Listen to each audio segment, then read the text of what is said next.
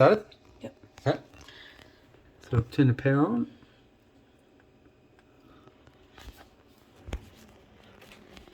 And we'll come around here, and this is the new screen. The replacement screen that isn't working properly.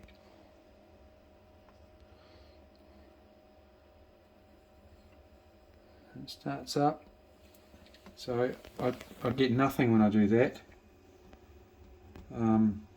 Eventually it might start to move, but you can see that there's no touch capability. So if I hit the space bar or tap the mouse, still not working.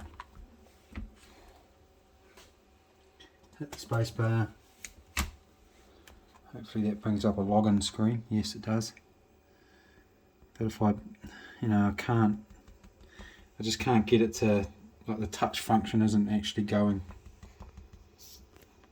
Okay, so if I do a restart,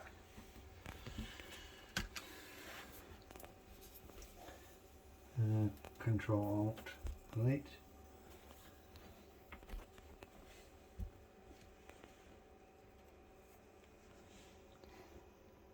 No, even that didn't work, so the whole thing's locked up now.